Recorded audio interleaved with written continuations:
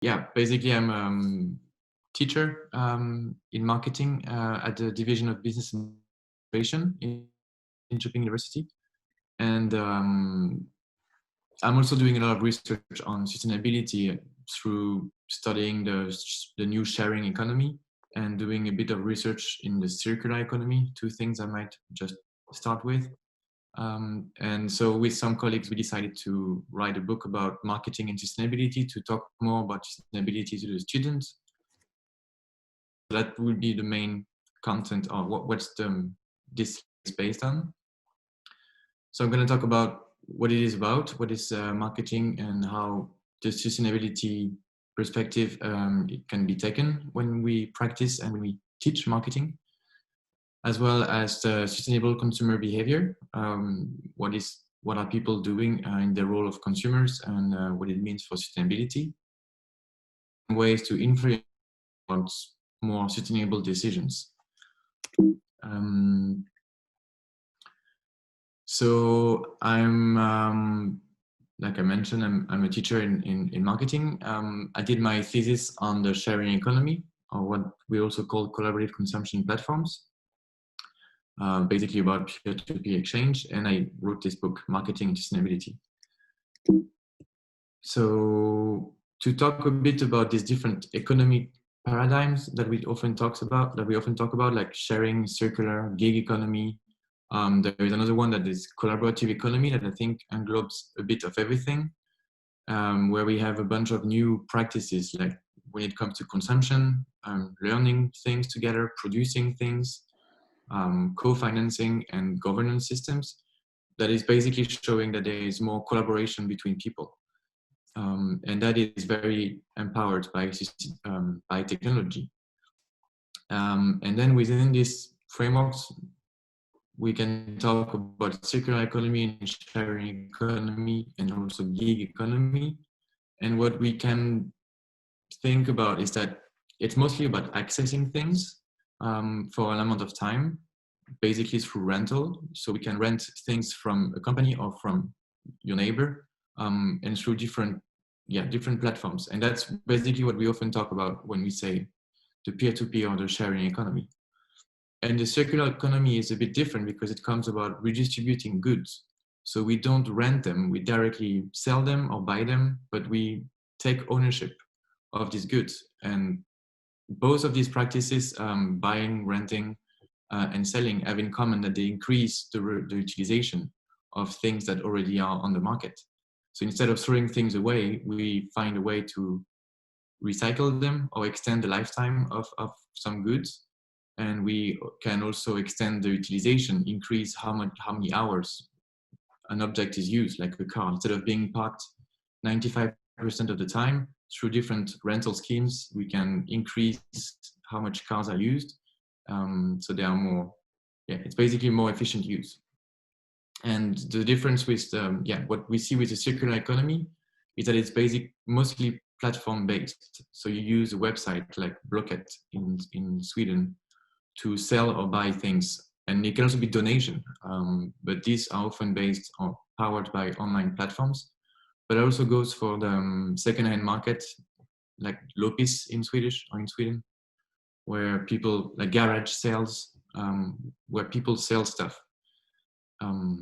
So that would be more how the main difference between these two economic paradigms that we often confuse these days.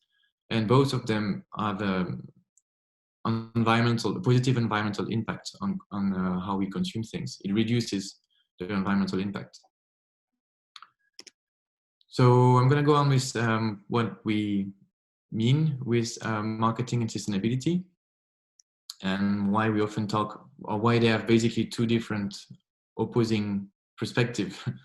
Like often marketing is thought to be about advertising and sales. It's not that, it's not just that. And sustainability is about actually, so if marketing is about increasing consumption and always selling more, sustainability is about reducing consumption and being more to preserve the environment, to preserve resources. So there seems to be some kind of oxymoron between these two terms.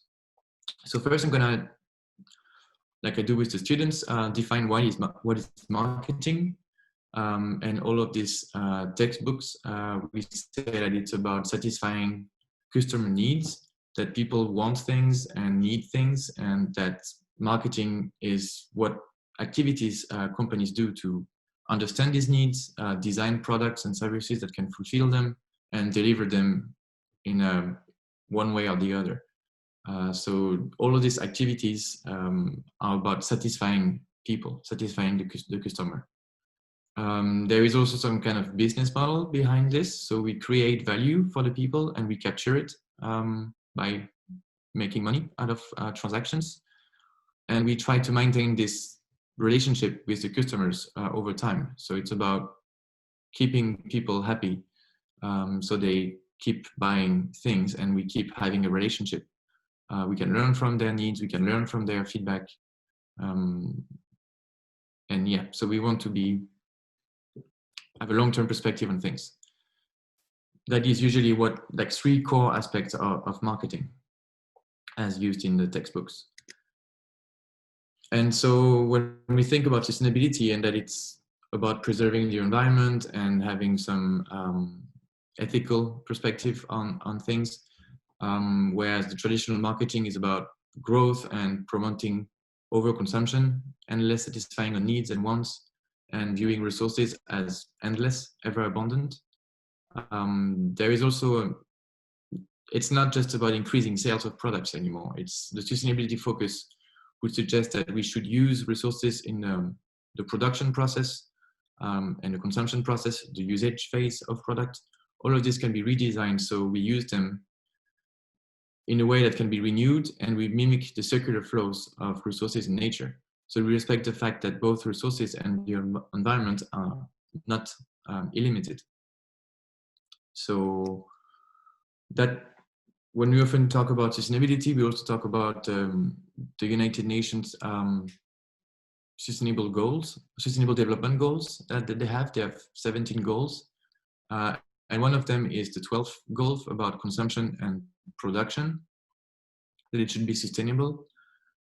So basically all businesses, organizations, governments, non-profit associations, they should be striving for that goal, to not just pursue an endless use of resources, but to have a sustainable mindset and promote sustainable consumption and sustainable production of all the goods and services that are distributed in the marketplace. So they should satisfy the desire of consumers today, but they should also think about the future and future consumers.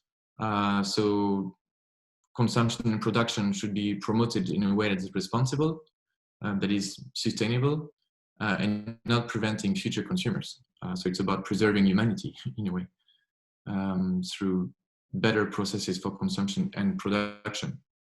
And we should also think that everybody is in the role of a consumer. At some point, when we go to the hospital, we can consider ourselves clients of some medical services. It's not a very common feeling in all countries, but for instance, in the US, they would be very inclined to this feeling. But when we go to a restaurant or everywhere to get food and to get water and to subscribe to heating services, we are all consumers of some sorts. So all these decisions can be changed to be more sustainable. So in the book, we define sustainability marketing as focusing on how companies and different organizations, they all work in an integrated way with these 3 pillars based on the Sustainable Development Goals. It's about social ethics, social equity. It's about the environment and preserving its integrity. And it's about also being sustainable in the future in terms of income, or like in terms of economic aspects, to provide, to make money out of this, but in a way that is sustainable for the long term. So yeah, it takes very different levels of one organization to have these 3 pillars in mind and in an integrated way. And there are often many dilemmas to make between them 3. But the idea is to focus on how we can improve usually social equity and environmental integrity. because the basics is that business make money. So there is an economic property, but that's also the case for a non-profit organization. They need to have some ways of redistributing income or getting funding for their actions. So all of this works, they will work in an integrated way. The AMA, that is the American Marketing Association, they define the term marketing, and this association is basically an authority in how we teach marketing and how marketing is performed. So they like the term green marketing to talk about sustainability marketing. And it refers to the development of marketing and products that are presumed to be environmentally safe, that is designed to minimize the negative effects of the physical environment and to improve its quality. So it's about reducing the effect of consumption on the environment, reducing the impact that we can have on nature, but also improving the quality of this nature, let's say. So it's used for all different activities and efforts that companies make all along the value creation chain. So to produce, promote, package, reclaim products in a manner that is sensitive and responsive to ecological concern. So it goes from manufacturing a good to also the post-usage phase, how we recycle it, collect it, transform it. It doesn't stop at the supermarket. It doesn't stop at the purchase decision. It all goes on. All of these activities should be designed in a sustainable manner or green manner at the time. And this concern for sustainability is not so new. One of the fathers of marketing is Robert Bartels, and he was one of the first to contest how concepts were used and defined at the time. So all about selling and advertising. And he wrote that society and not the business entrepreneur is the basic undertaker of all activity, and that this activity, like marketing activity, is undertaken by society at large to meet its consumption needs.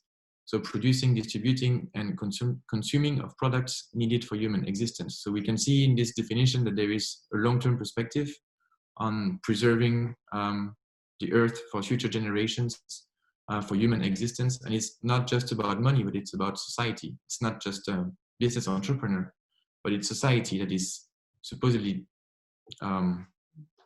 doing all of these activities. So he basically aligned the societal interest, environmental interest with the business values that were the basics at the time. And since then, we have basically had an euphoric discovery of the environment by marketing practitioners, but marketing academics too. In the 70s, there were a lot of these washing powders that were all about being green. And yeah, so there is, in the 70s and 80s, there has been a new, basically it became very common to focus on sustainability for marketing.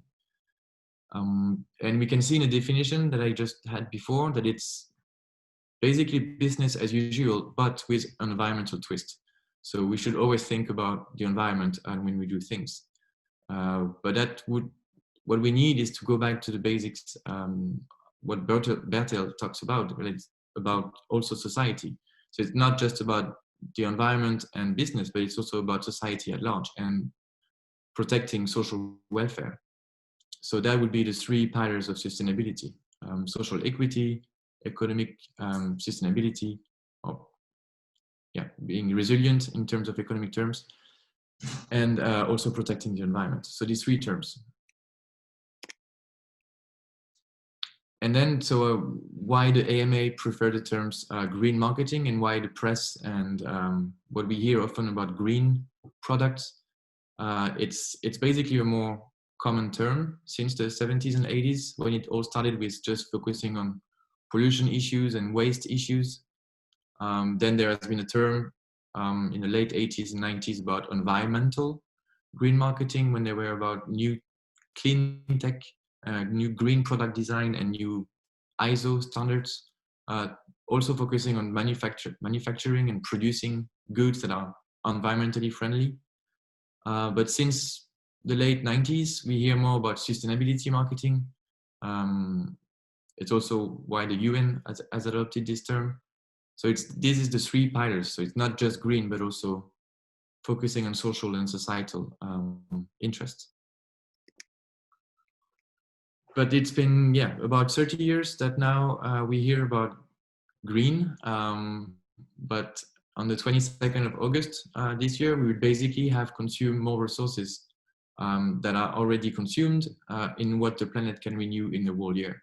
So normally we need like all the resources, we would basically start to burn more resources and to use more resources than the planet can produce. So we basically need 1.3 planet a year if we continue consuming and producing the way we do now. And that hasn't changed in the last 20 years. So it's still a problem to care for the environment and to protect sustainability. So there we still need to teach about sustainability in marketing courses, and that people understand it better. And actually, if it's the 22nd of August in the world, in Sweden, it's the 2nd of April. So we already passed the date. So Swedes need, on average, more than 1.7 planets a year in how they consume today. So we are not very much a model in terms of how this is calculated at least, because there's a lot of decisions about carbon footprint offset, where we basically finance forests somewhere else. That's not counted in how much people buy and how Swedes produce things. So we still need to make efforts. And that's why, the next phase would be to talk about sustainable consumer behavior. So all the decisions that people make when they buy and when they use products and services on consumer markets. So we don't talk about business to business markets, but how you and I buy things at the supermarket and so on. So again, the AMA, they talk about consumer behavior when there is a dynamic interaction of affect and cognition, behavior, and the environment in which human beings conduct the exchange aspect of their lives. So it's not just about purchase, but it's also about usage and post-usage perspective. And they also talk about the different influences that they have or that there is on consumer behavior. It's psychological influences, cultural influences, social influences, everything that surrounds how people make decisions when they consume, when they conduct exchange. So there's been, like I mentioned, there's been a lot of focus on the green aspect of sustainability, how the environmental, the different environmental aspects of sustainability. So sustainable consumer behavior is all the actions that result in decreases in adverse environmental impacts, as well as decreased utilization of natural resources across the life cycle of the product, behavior, or services. So again, it's not just buying, but it's also recycling, buying eco-friendly food, organic food production, reducing water usage, energy consumption, commuting by bike, all of the different behavior that people make to decrease their impact on the environment is what we call sustainable consumption. So participating in the circular economy by buying things secondhand or by trying to recycle or reuse things in a new manner to not waste, to reduce this impact that consumption can have, that would be a sustainable behavior. And it's the same with trying to rent things instead of buying, to just consume what we need, to access things instead of owning things, would reduce also the environmental impact of consumption in most cases. So the argument that is often made is that if we increase environmental sustainability, that would also increase social and economic conditions, because the three pillars of this sustainable developments are all linked. And in Sweden, if we look at how we consume, what we eat, how we travel, how we build our homes and manage our energy flow in these homes. That would be the four most impactful consumer behaviors according to Consumentenverket. So they basically studied how much carbon dioxide is created when we consume things, and most come from food. We often talk about over-fertilization when we have too much use of agricultural fertilizer, and that has a very bad impact on nature. But also the consumption of meat, how meat is produced and consumed, and how much we consume of it. That has a lot of impact, about 25%. Housing is how we build, construct and maintain buildings, and how we heat them up and get water and so on. That has a big impact too, 30%, but it's more in the long term. And then we have travel, that is also about 30%. So it's all come from logistics and transportation of things, but also private car journeys, how we get to work, how we go on holidays, and how we move and how things moved. That has a lot of impact, 30%. And then we have shopping, which is clothes that we buy, shoes, computers, electronics, phones.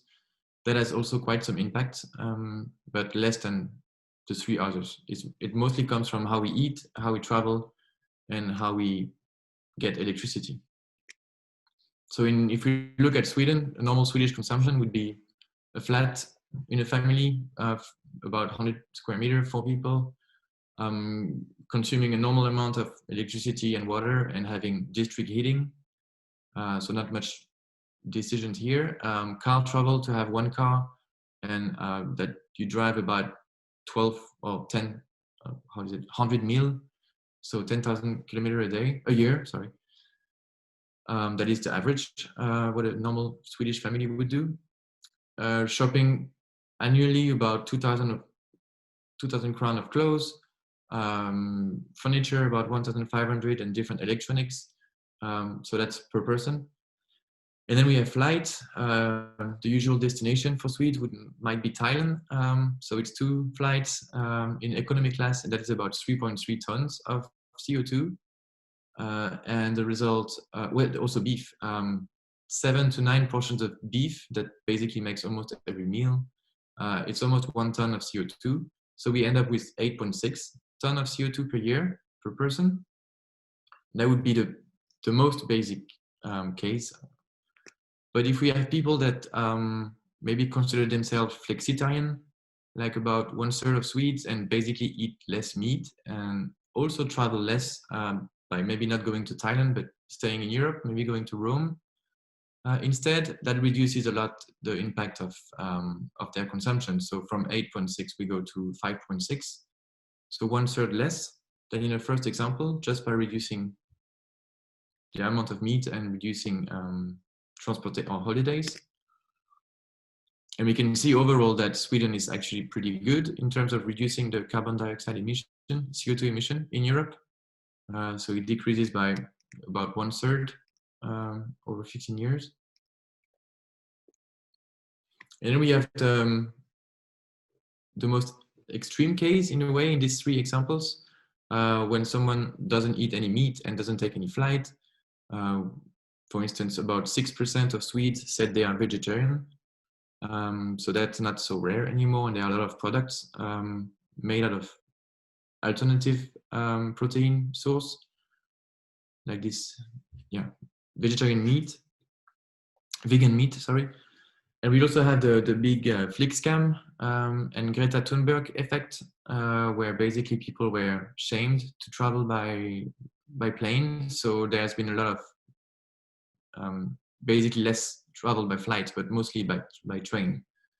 And we end up with half of what the first example we're producing. So 4.4 tons of CO2 per year per person. So as we can see, food and traveling can have a lot of impact.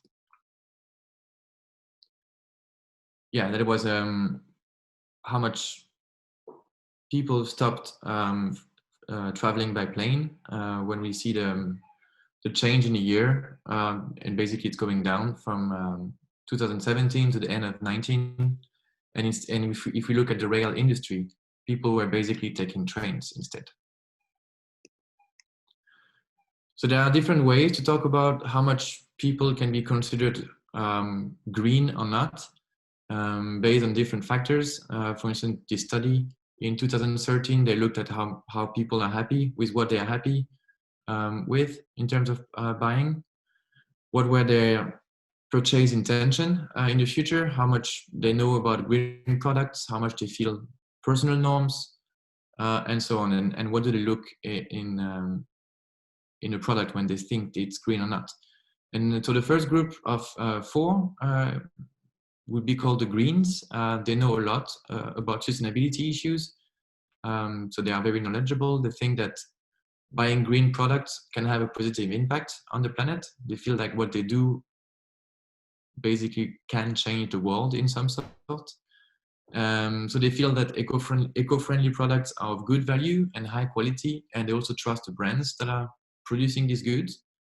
And that would be about 7% of Swedes. So it's still a minority. It's a minority of consumers, but they are very dedicated in their sustainable consumption. Then we have the yellow, which know a bit less about environmental issues, and they feel that the green products and companies are mostly good and trustworthy. There are a few scandals, but they think that it's not all like this, and most of them that claim to be green are actually green and trustworthy. So they can have a positive impact on the planet. And that's about 17% of Swedes. They think we can also call them smart consumers. They know, and they know how to buy green products. Not as much as the greens, but still. And the oranges are very less green. They are not very knowledgeable about eco-friendly products. They don't know much about sustainability issues in the environment. They also have less purchasing power. Their wallet is smaller, so they have a pretty tougher ratio of value for money. So they are a bit less, they are more skeptical about quality of green products. They also don't so much trust the labels and don't so much trust all the companies behind producing green goods and green claims. And they think that buying greens won't have any effect anyway. They think their consumer effectiveness is quite low. And that's about the majority of Swedes, 50%, according to one study, a national study. And the reds are not green at all. They are very red. They are very focusing on buying the cheapest products they can have. They are very price sensitive. They have no expertise on sustainability and green products, and they feel that they're not good. It's not good quality. An eco-friendly washing powder will not wash clothes as well as the basic product that is not sustainable. So it's not they're not comfortable buying it, and they don't have the money to buy green products. They don't trust companies behind it, and they tend to believe that they cannot have a positive impact on the planet. So their choices won't have any effect. So they don't feel responsible. They are basically focused on themselves, not the environment. So they are the reds, and that's about 26% of the Swedes. So that's one way to look at the differences between consumer motives and consumer knowledge. And I think I'll try to end with this before some questions, but we often talk about the green gap. And we also made one study with some colleagues on this.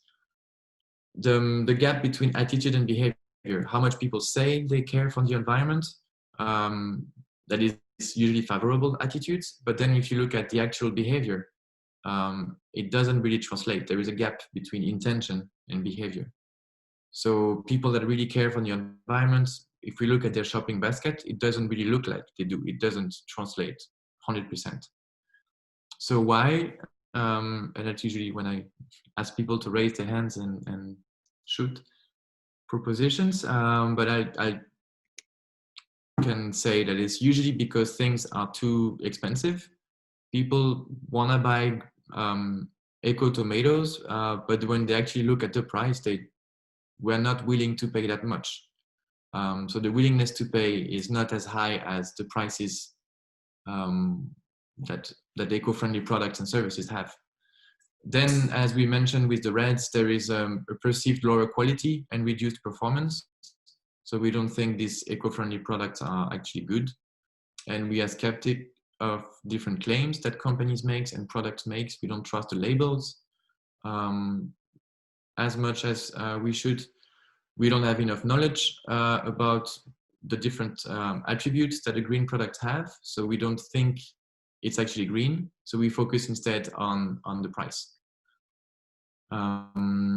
There is a lack of incentives. There is a lack, it takes more time, also more effort to buy green. We have routines and habits that are very strong buyers. We usually buy the same box of cereals because we know it, and that's it. We don't have to think.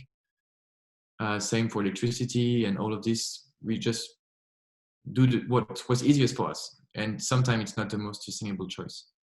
And then we have social norms. Maybe some other people in our circles don't really care or much for the environment. So we are also influenced by them. And again, a low perceived consumer effectiveness when we don't think that our actions can have any impact, no effect. And one way to reduce this gap is basically to provide more information about the labels, about the attributes of products. Increasing information makes people understand a product more, and then they are willing to pay more for different features that some products have. So I have some other slides and some other examples about how to increase sustainable consumption, mostly through different ways of informing people. But I'll send the slides and you can maybe browse through them on your own. And if you have any questions, you can always email me. Otherwise, I'm happy to answer some questions if you have.